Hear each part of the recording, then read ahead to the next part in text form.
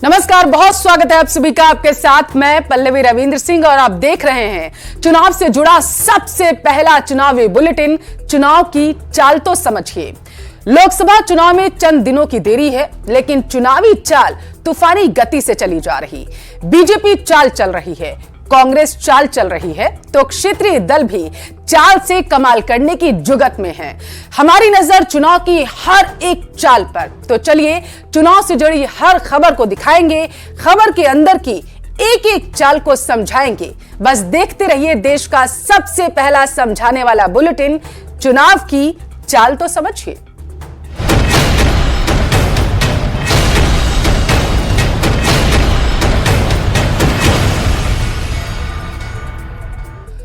लोकसभा चुनाव के ठीक पहले बिहार विधान परिषद की 11 सीटों पर होने वाले चुनाव को लेकर बिहार में सियासी हलचल बेहद तेज है। कौन कौन होंगे एनडीए की तरफ से उम्मीदवार और महागठबंधन से किस किस नेता पर जताया जाएगा भरोसा, इस पर दोनों ही गठबंधन के नेताओं की नजर गड़ी हुई है और इसी पर हमारी खास रिपोर्ट।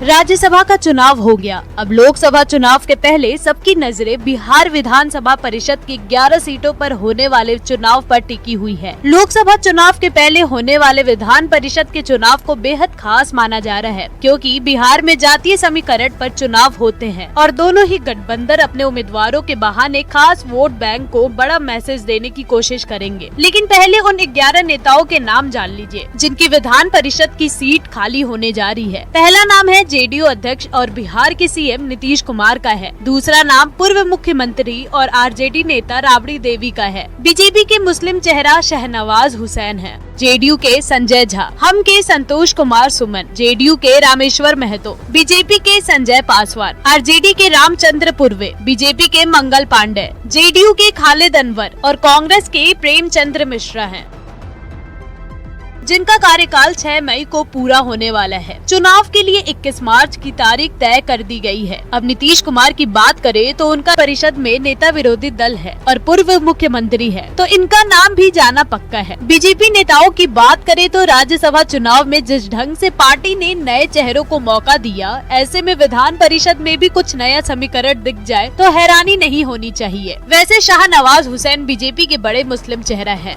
अगर उनको लोकसभा का टिकट मिलता है तो उनकी जगह पर कोई जा सकता है, नहीं तो इनकी भी रिपोर्ट होने की पूरी संभावना है। न्यूज़ 18 के लिए पटना से आनंद अमृतराज की रिपोर्ट।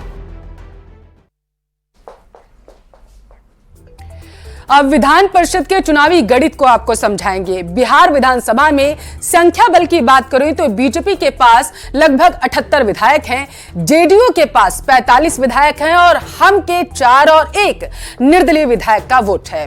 एक उम्मीदवार की जीत के लिए तकरीबन 22 विधायकों के समर्थन की जरूरत पड़ती है। इनमें 3 सीटें बीजेपी आसानी से जीत लेगी, जबकि जेडीयू के खाते में 2 सीटें जाएंगी। वहीं हालांकि जेडीयू के 4 विधान परिषद का कार्यकाल जो है वो खत्म हो रहा है। एनडीए को छठे सदस्य की जीत के लिए कुछ और वोट जुटाने होंगे, मतलब हम के संतोष सुमन के लिए वोट का जुगाड़ करना पड़ेगा। यानी विधान परिषद का चुनाव दिलचस्प होने जा रहा है। दूसरी ओर विपक्षी खेमे की बात करें तो आरजेडी के पास बताया जा रहा है कि 79 विधायक है। विधानसभा में कांग्रेस विधायकों की संख्या 19 है। सीपीआई एमएल यानी कि माले के 11 विधायक हैं, जबकि सीपीआई और सीपीएम के 2-2 यानी कि 4 विधायक हो गए, जबकि एआईएम के 1 विधायक है। 12 फरवरी को विधानसभा में बहुमत साबित करते समय काफी हलचल हुई थी। आरजेडी के 3 विधायक सत्ता पक्ष की तरफ से आकर बैठ गए थे, जबकि वोटिंग के पहले जेडीयू के 3 विधायक गायब नजर आए। बीजेपी के भी 1 विधायक भी देरी से ही पहुंचे। मतलब विधान परिषद के चुनाव में भी बहुमत कुछ हो सकता है। और रविवार को तेजस्वी यादव अपने जन विश्वास यात्रा के दूसरे चरण पर निकले। यात्रा पर निकलते समय तेजस्वी यादव ने सीएम नीतीश कुमार पर निशाना साधा। वहीं जेडीयू और बीजेपी के नेताओं ने तेजस्वी यादव पर जबरदस्त पलटवार किया। यानी लोकसभा चुनाव के पहले बिहार की सियासत में बयानबाजी चरम पर है। माननीय मुख्यमंत्री जी भी ऊब चुके हैं, जनता भी उनसे ऊब चुकी है। 2024 में उन्हें पता चल जाएगा कि जनता किससे परेशान है। लोकसभा चुनाव की तारीखों का ऐलान भले ही अब तक ना हुआ हो, बिहार के राजनीतिक दल और नेता पूरी तरह चुनावी मोड में आ चुके हैं। हर तरफ से बयानों के बाण और चुनावी चाल चली जा रही है। आरजेडी नेता तेजस्वी यादव यात्रा वाली चुनावी चाल चल रहे हैं। रविवार को तेजस्वी जन विश्वास यात्रा के दूसरे चरण के लिए निकले। अपनी यात्रा के जरिए तेजस्वी वोट का जुगाड़ और सरकार से बाहर जाने का ठीकरा सीएम नीतीश पर फोड़ने में लगे हुए हैं। माननीय मुख्यमंत्री जी भी ऊब चुके हैं, अब उनको काम काज में मन नहीं लग रहा। जनता भी उनसे ऊब चुकी है, उनके पार्टी के लोग भी उनसे ऊब चुके हैं, उनके सहयोगी भी उनसे ऊब चुके हैं, और यही नहीं, अधिकारी भी उनसे ऊब चुके हैं। तो इस तरह से बिहार जो है आगे नहीं बढ़ने वाला। दूसरी ओर तेजस्वी के वार पर एनडीए की तरफ से जोरदार पलटवार जारी है। जेडीयू नेता जयंत राज ने तेजस्वी पर तीखा तंज कसते हुए कहा है कि सरकार से बाहर होने की बौखलाहट साफ झलक रही है। उनके विधायक वहां से छोड़कर हम लोगों के पास आ गए, तो समझिए कि कौन किससे परेशान है। और 2024 में उन्हें पता चल जाएगा कि जनता किससे परेशान है, जनता में क्या मैसेज है।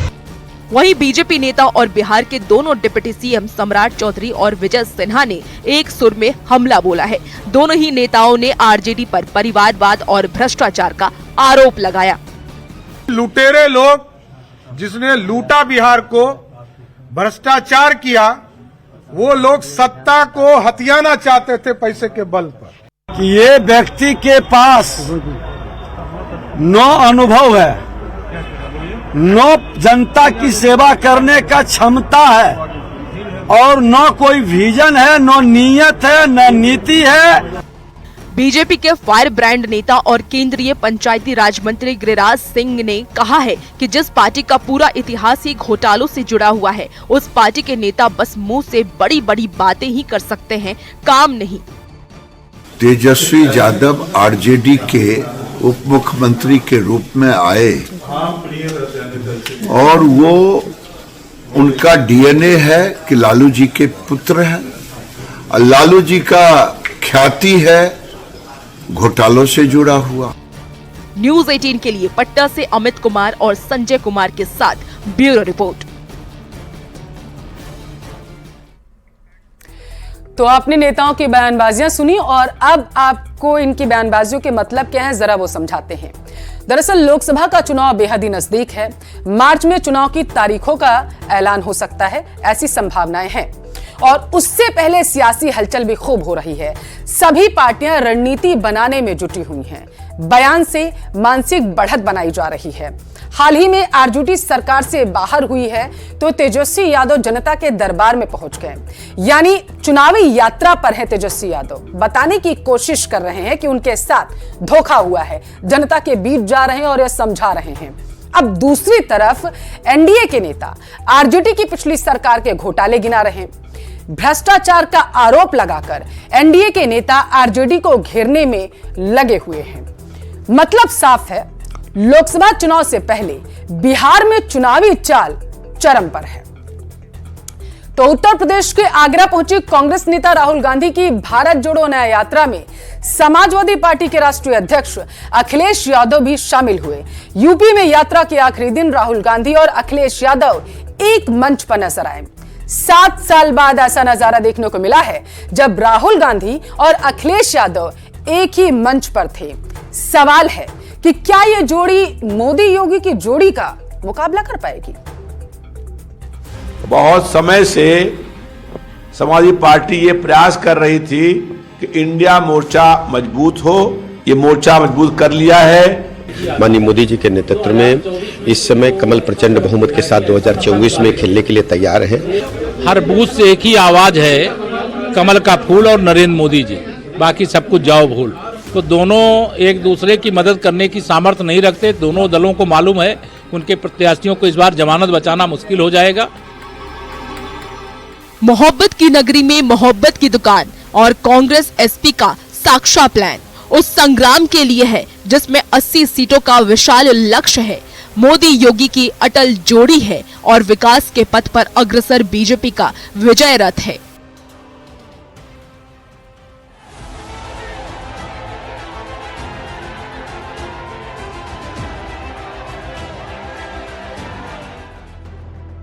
उस विजय रथ को रोकने के लिए एक बार फिर उत्तर प्रदेश से कोशिश हो रही है। राहुल गांधी, प्रियंका गांधी और अखिलेश यादव एक साथ ताल ठोक रहे हैं और बता दें कि ये लड़ाई संविधान बचाने की है, ये लड़ाई इंसाफ दिलाने की है। लेकिन अभी तक ये तय नहीं हो पाया है आखिर मोदी योगी का मुकाबला कैसे और कौन करेगा, विपक्ष से चेहरा कौन होगा। आने वाले समय में जो चुनौती है वो लोकतंत्र बचाने की चुनौती है, संविधान बचाने की चुनौती है। बाबा साहब भीमराव अम्बेडकर जी ने जो सपना देखा था, गरीब पिछड़े जिनको हक और सम्मान मिलना चाहिए, जो हिंदुस्तान में नफरत फैलाई गई है, जो भाई को भाई से लड़ाया गया है, जो भाई और भाई को डराया गया है, इसके खिलाफ हमें खड़ा होना है, मिलकर खड़ा होना है। और ये देश जो है ये नफरत का नहीं है, ये मोहब्बत का देश है। सही बात है, मोहब्बत का देश है। राहुल गांधी की न्याय यात्रा जहां जहां पहुंची भारी विरोध का सामना करना पड़ा, लेकिन अखिलेश के साथ आते ही राहुल की यात्रा को मानो मजबूती मिल गई हो, क्योंकि उत्तर प्रदेश में न्याय यात्रा अपनी आखिरी पड़ाव पर है। दरअसल सीट शेयरिंग पर जिस तरह कांग्रेस की डिमांड बढ़ी थी, उसे क्षेत्रीय दलों ने जोर का झटका दिया, जिसके बाद घुटनों पर आई कांग्रेस के साथ यूपी के बाद दिल्ली में भी गठबंधन का ऐलान हो चुका है। लेकिन मोदी की नीति, शाह की रणनीति, नड्डा की प्लानिंग और योगी के हिंदुत्व वाले एजेंडे के खिलाफ ये कितना टिक पाएंगे कुछ कहा नहीं जा सकता, क्योंकि 2017 में भी दो लड़के साथ आए थे और यूपी को ये साथ पसंद है का नारा दिया था, लेकिन रिजल्ट में गठबंधन के साथ साथ कॉन्फिडेंस को भी खत्म कर दिया था। Bureau report, news 18।